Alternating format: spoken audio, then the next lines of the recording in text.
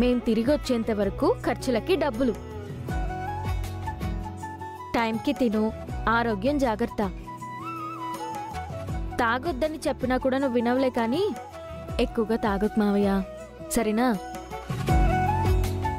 సరే, మేము వెళ్ళొస్తాం, నువ్వు జాగ్రత్త. అమ్మా,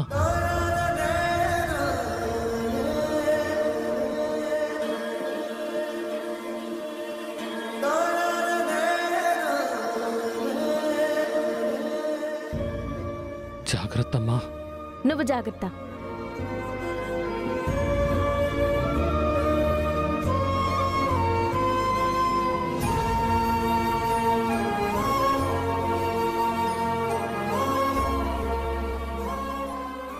ఇంతకీ వాడికి ఏం చెప్పొచ్చావు? మనం వచ్చే వరకు ఇబ్బంది పడకుండా డబ్బులిచ్చొచ్చాను.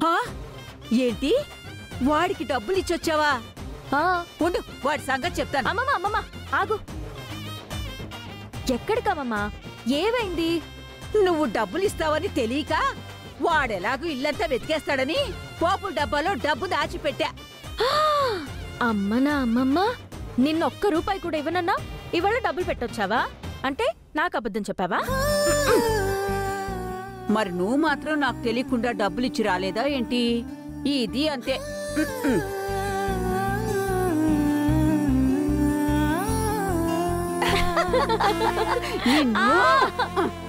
అమ్మ దొంగ. ఆటో పోనీ అన్నా.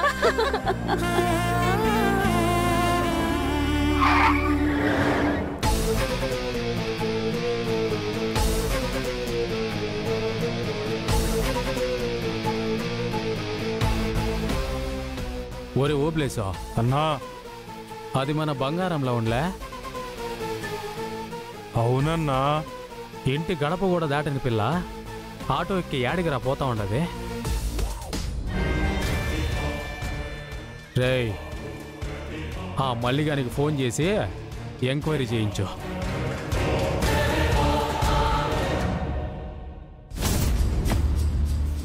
ఏమండి, మనం ఇంద్రని దత్తత తీసుకుందామంటే అత్తయ్య గారు ఏమంటారు, ఎలా రియాక్ట్ అవుతారోనని భయంగా ఉందండి. సుభద్ర, నిన్నటి వరకు నాకు అదే అభిప్రాయం. కానీ నువ్వు ఎప్పుడైతే ఇంద్రాన్ని దత్తత తీసుకుందాం అన్నావో ఆ క్షణం నుండి నా మనసు ఎన్ని యుద్ధాలనైనా గెలవచ్చు, ఎంతటి బాధలు నేను తట్టుకొచ్చన్న ఫీలింగ్ వచ్చేసింది. చిక నన్ను ఎవరు ఆపలేరు. పద సుభద్ర.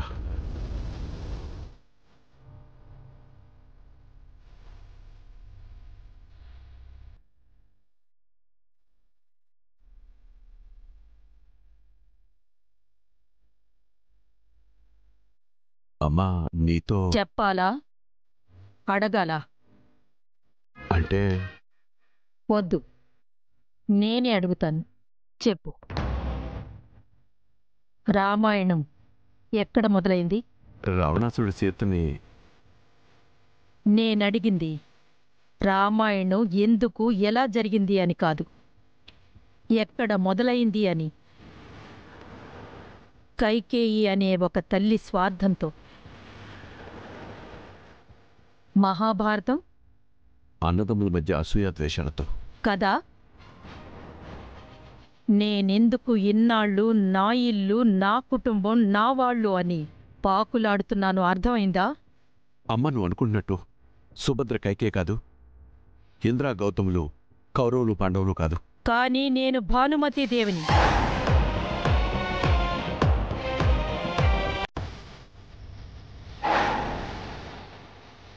రే, 20 ఏళ్ల క్రితం నా మాట కాదన్నావు. ఇప్పుడు 20 ఏళ్ల తర్వాత నా మాటతో పనే ఉంది. వెళ్ళి ఏర్పాట్లు చేసుకో.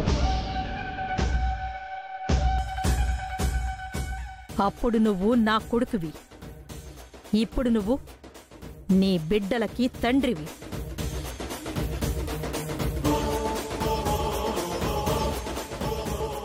కాని నేను అప్పుడు, ఇప్పుడు, ఎప్పుడు తల్లినే. నీకు, ఈ ఇంటికి. అంటే అమ్మా, నువ్వు ఇంద్రా దత్తతకి వెళ్ళమన్నానా?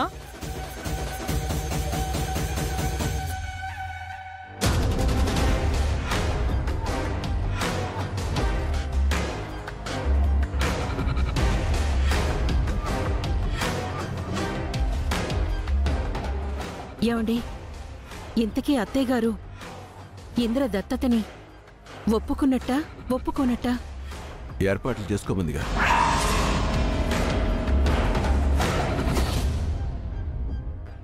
యామినికి ఈ విషయం తెలియాలి. అలాగేనండి.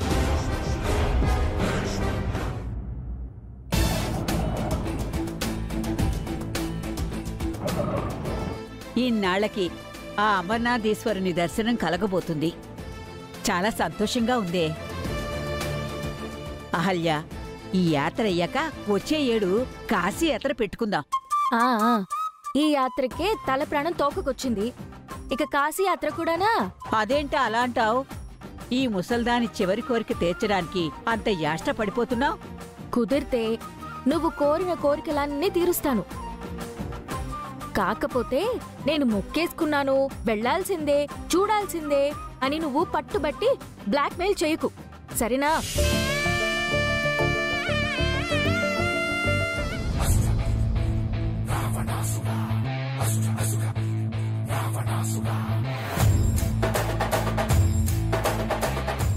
అహల్య, ఆ వెనకాలొస్తుంది బుల్లబ్బాయిలా ఉన్నాడు.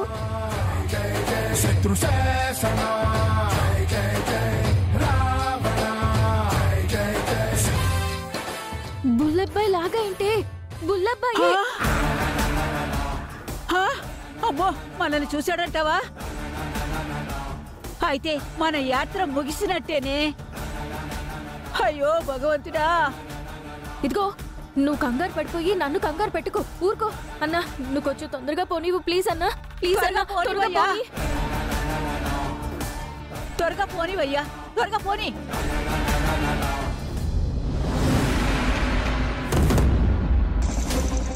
ఏంట్రా ఇంత అర్జెంట్గా తీసుకెళ్ళిపోతున్నావు? మళ్ళీ ఏదైనా అడ్వెంచర్ చేసావా? అడ్వెంచరా పాడా? పడుకునుంటే సడన్ గా నాన్న వచ్చి లేపితే నాకు తెలియకుండా నేనేం చేశాను అని కన్ఫ్యూజ్ అయిపోయా. ఆయనేమో నీ గురించి అడిగాడు. బయటికి ఏదో పని మీద వెళ్ళుంటాడు, పని అయ్యాక వస్తాడులే అంటే వినలేదే. ఏదో మూడో ప్రపంచ యుద్ధం వచ్చినంత హడావుడి చేస్తున్నాడు.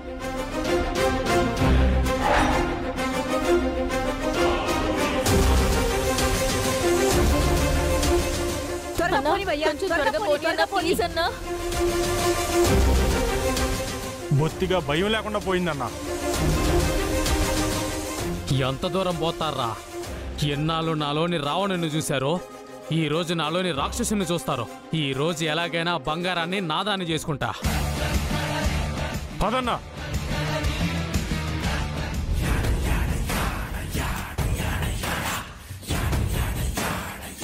రేయ్ ఆగరా!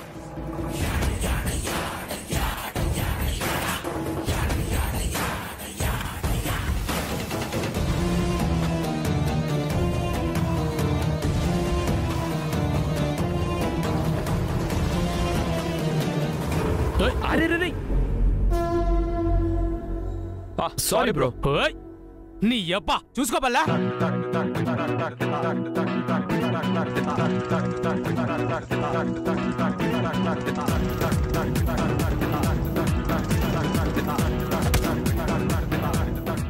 బండి తిప్పరా.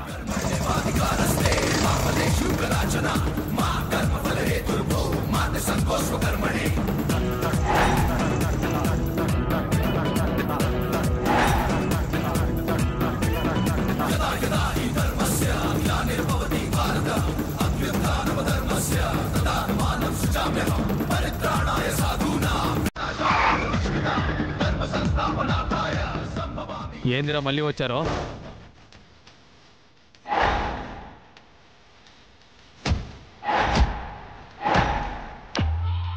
ఏందిరా కాలర్ పట్టుకున్నావు?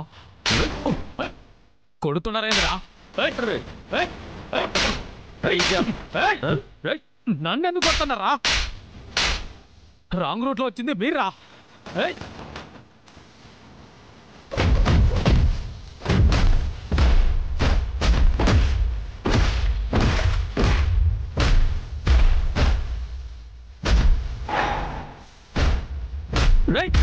ఆపండ్రా! ఏంటి కదా కొడతాడారు? ఏంటి కొడతాడో చెప్పమంటారా?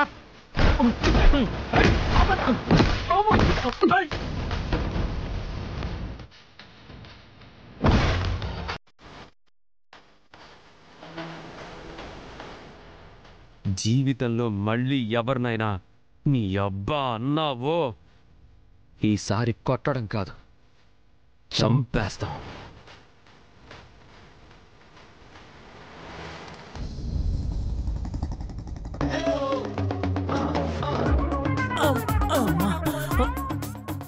ఉమ్మ బాబోయ్.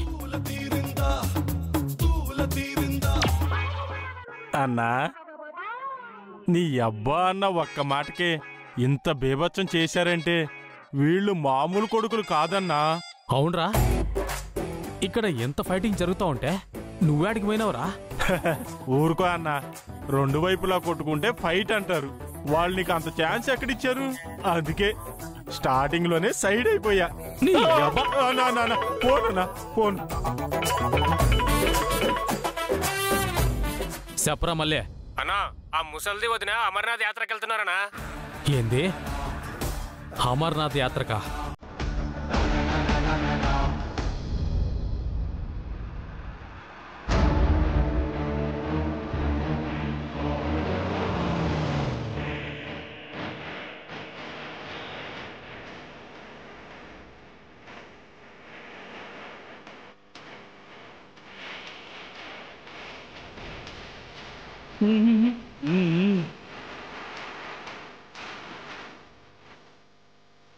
అన్నయ్య, అన్నయ్య,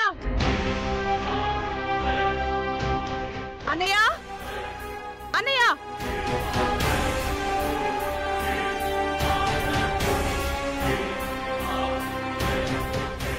ఏంటి అమిని, ఏమైంది? అది నేను అడగాల్సిన ప్రశ్న. నేను విన్నది నిజమేనా? నువ్వు ఏమన్నావో చెప్తే అది నిజమో కాదో నేను చెప్తాను. ఇంద్రని దత్తత తీసుకుంటున్నారంట? అరే, మా ఇంట్లోనే ఈ విషయం ఎవరికి చెప్పలేదు. విషయం నీ దాకా వచ్చిందా? అవును, నువ్వు విన్నది నిజమే. ఏంటన్నయ్యా, మీరేం చేస్తున్నారో అర్థం అవుతుందా? ఇందులో అర్థం కాకపోవడానికి ఏముంటుందమ్మా? ఎన్నాళ్ళు ఇంద్రాన్ని కొడుకులా పెంచాం, ఇప్పుడు దత్తత తీసుకుంటున్నాం. ఈ విషయం పెద్దవిడికి తెలిస్తే ఎంత బాధపడుతుంది? అమ్మతో ఆల్రెడీ చెప్పాం, ఆవిడ ఒప్పుకున్నారు కూడా. అన్నయ్య, 25 ఏళ్లుగా చూస్తున్నాను. ఆ ఇంద్ర ప్రస్తావన వచ్చినప్పుడు మాత్రమే పెద్దవిడ డిస్టర్బ్ అవుతున్నారు. ఈ ఇంట్లో ఏదో ఒక సమస్య మొదలవుతూనే ఉంది. ఆ విషయం మీకు కూడా తెలుసు.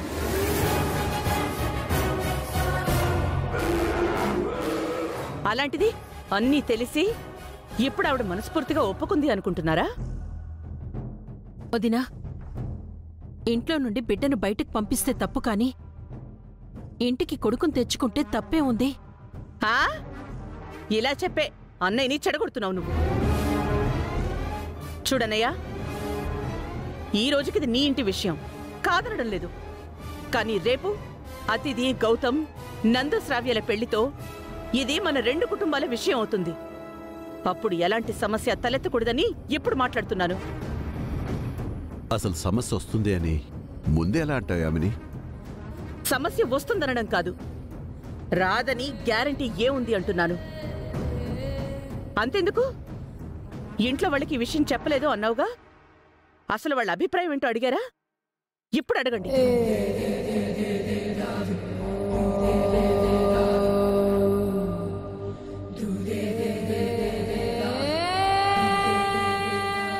చెప్పవంతిక, నేను మాట్లాడుతుంది మీకోసమే.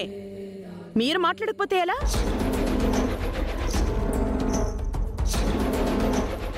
అంటే నాన్న, ఇన్నాళ్ళు ఇంద్ర ఇంట్లోనే ఉన్నాడు, కాదనలేదు. కానీ ఇప్పుడు నాది కూడా అదే అభిప్రాయం మావయ్య.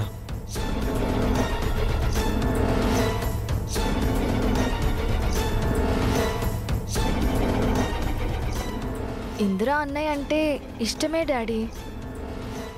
అన్నయ్య అని పిలుస్తాను కూడా, బయట వాళ్ళని కూడా అలాగే పిలుస్తాము.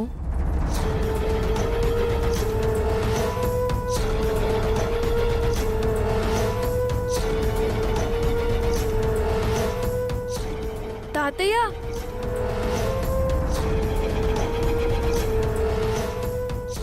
ఇంద్ర మామయ్య అంటే నాకు చాలా ఇష్టం తాతయ్య. నా ఓటు మీకే.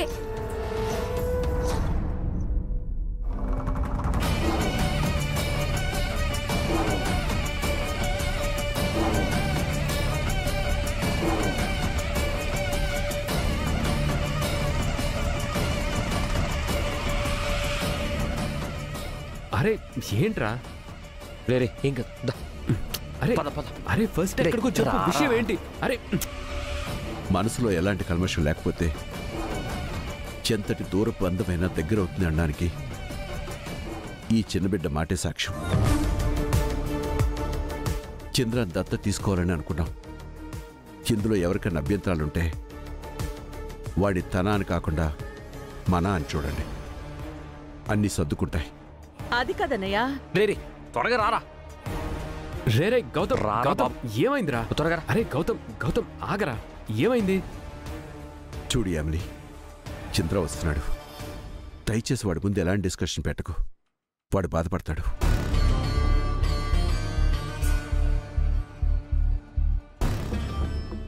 నాన్న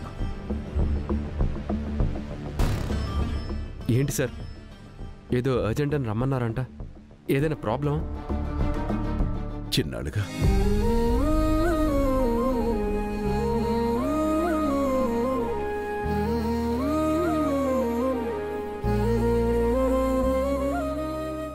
మనిద్దరి మధ్య ఉన్న బాధ తీరబోతుంది ఇంద్రా.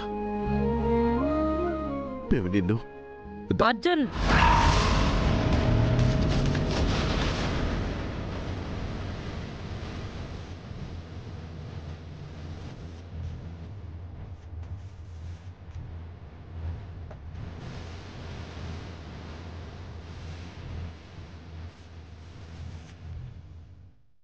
నేను వాడితో మాట్లాడాలి. లోపలికి పంపించు.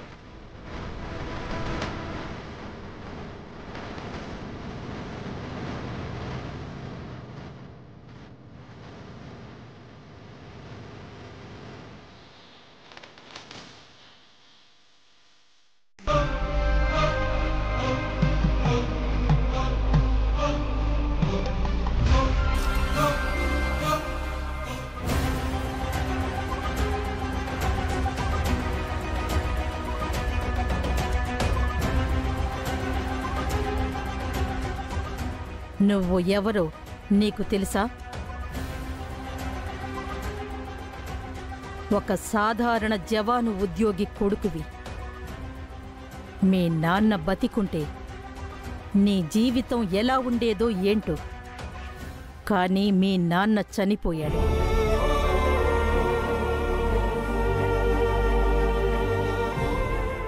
నిజానికి నీ భవిష్యత్తు అక్కడితో ఆపేశాడా దేవుడు. కాని నిన్ను ఈ ఇంటికి తీసుకొచ్చి మళ్ళీ నీ భవిష్యత్తుకి ప్రాణం పోశాడు నా కొడుకు. నిన్ను కొడుకుగా పెంచుతాను అని మీ నాన్నకిచ్చిన మాటను నిలుపుకోలేక, నువ్వు ఎప్పటికీ ఈ ఇంటి బిడ్డవు కాదు అన్న నా మాటను దాటలేక 20 ఏళ్లుగా నరకం అనుభవిస్తున్నాడు నా కొడుకు. ఇన్నేళ్లకి మీ నాన్నకిచ్చిన మాటను నిలబెట్టుకోవాలి అని, మీ నాన్న రుణం తీర్చుకోవాలి అని తప్పిస్తున్నాడు వాడు. ఎన్నాళ్ళు నిన్ను పెంచి పెద్ద చేసిన నా కొడుకుకి ఆ రుణం నుంచి విముక్తి కల్పించాల్సిన బాధ్యత కూడా నీ మీదుంది. అవునా?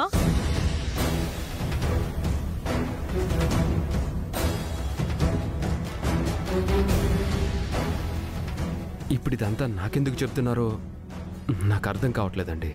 జరిగిన కథకి, ప్రస్తుతం తలెత్తిన సమస్యలకి, భవిష్యత్తులో నిలిచిపోయే సమాధానాలకి, వీటన్నిటికీ ఒక ముగింపు ఇద్దామని. నా జీవితంలో గతం ఒక శాపం, ప్రస్తుతం ఒక నిజం. భవిష్యత్తుతో మీరు ముగింపిస్తాను అంటే అది వరంలా భావిస్తాను. వరం? నిజంగానే వరం. అదేంటో తెలుసా? నా కొడుకు నిన్ను తన కొడుకుగా దత్తత తీసుకుని నీతో నాన్న అని పిలిపించుకోవాలనుకుంటున్నాడు.